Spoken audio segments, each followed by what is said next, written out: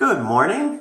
My name is Josh Edwards from OSM Websites. I'm sales and marketing here, and we're in beautiful downtown Belleville. I'm in the OSM boardroom right now, and today I want to answer two questions. So number one, what is responsive design? And the second question is, why should I go responsive with my website if I'm a company or organization? So let's start with question one. So what is responsive design? So the best way to describe what responsive design is, it's basically a mobile friendly website.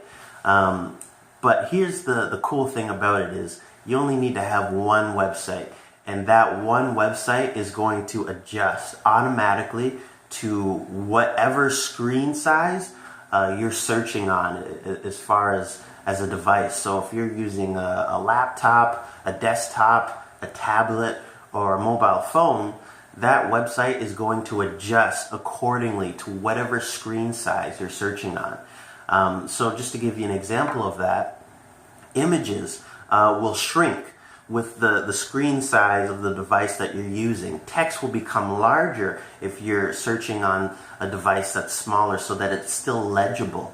Your navigation bar across the top, that will begin to condense as well so that you're still able to see all of the content within the website and that you're not hindered by whatever device you're searching on. So it's very, very convenient for any users out there that are trying to look for products and services that you provide. It's great for that they're able to access your website without having to search on any particular device to see all of your information. So that kind of answers the question as far as what is responsive design. So the next question I want to answer is, why should you go responsive? And without giving you a lot of traditional answers, I'm going to give you some answers that you might not have known about why it's important for you as a business with a website to be responsive. So we're going to start with number one here. So Google will actually penalize you if you don't have a responsive design. Some people ask why. Well, Google understands that most users are starting to use mobile devices to search on Google for products and services, and they understand that that's growing rapidly in today's day and age. So they want to make sure that every website is responsive so that all users can have a pleasant experience online. So if you don't have a responsive website, that might hinder you in the fact that Google might take away certain rankings that you have because your competitors are responsive and you're not. So that's one important thing.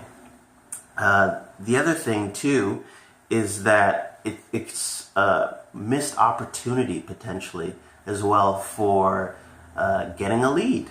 You know, if you have that client or potential client that's looking up services and they're checking out the competition, they come to your website and they're searching on a mobile device or tablet, and the navigation becomes very difficult and cumbersome.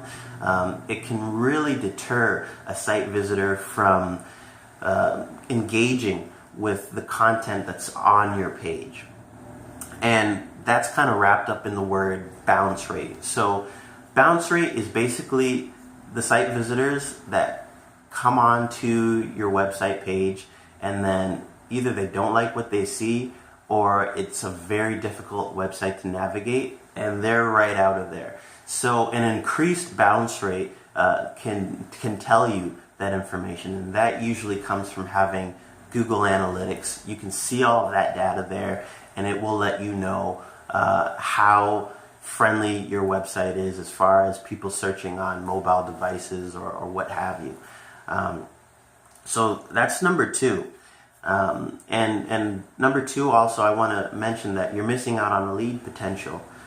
So if you're looking to grow your business and you want business, having a responsive design is definitely something I would recommend. So those are two types of things that I want you to be aware of as to why you should have a responsive website. Also, I mean, thirdly, it's definitely going to go hand in hand with the Web Content Accessibility Act that's going around now. They're saying now that it's important as a website owner for you to have a website that can be set up in such a way that it can work very well with third-party resources that help people with disabilities and things of that nature. And responsive design goes well in hand with that.